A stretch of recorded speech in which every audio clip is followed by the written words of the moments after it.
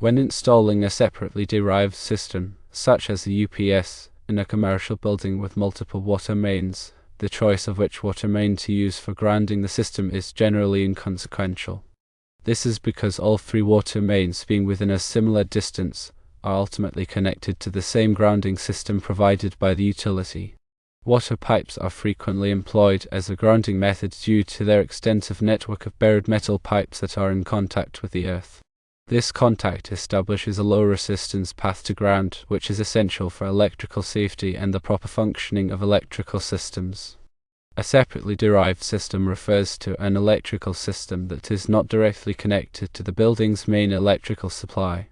These systems, such as UPS installations, require their own grounding to ensure that in the event of a fault, electrical current has a safe path to ground, minimizing the risk of electrical shock or damage to equipment. Grounding is the process of creating a direct electrical connection to the earth.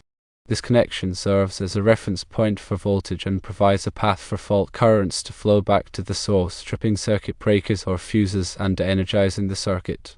By connecting the UPS ground to a water main, the UPS is effectively connected to the earth, establishing a lower impedance ground path. This low impedance path is critical for the UPS to function correctly and safely, as it allows for rapid dissipation of fault currents. Since all three water mains are connected to the same utility grounding system, they offer equivalent grounding performance for the UPS. This means that the choice of water main can be based on factors such as accessibility and convenience rather than any difference in grounding effectiveness. The grounding system should adhere to the requirements outlined in the National Electrical Code, specifically Article 250, which covers grounding and bonding. The water pipe electrode must be supplemented by an additional electrode such as a ground rod, ground ring, or concrete encased electrode.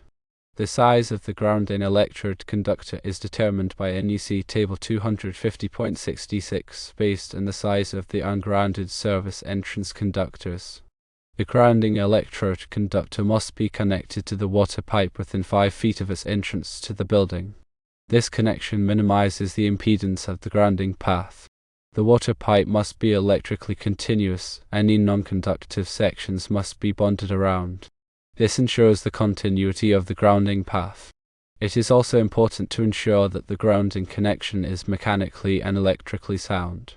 The connection should be made using approved connectors and methods. Proper grounding is essential for the safety and reliable operation of electrical systems. It protects people from electrical shock, prevents damage to equipment, and ensures the proper functioning of overcurrent protection devices.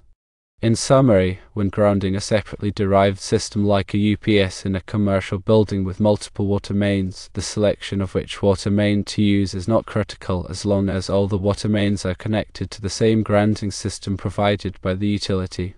The primary consideration should be convenience and accessibility, ensuring that the grounding connection is made properly and in accordance with all applicable codes and regulations.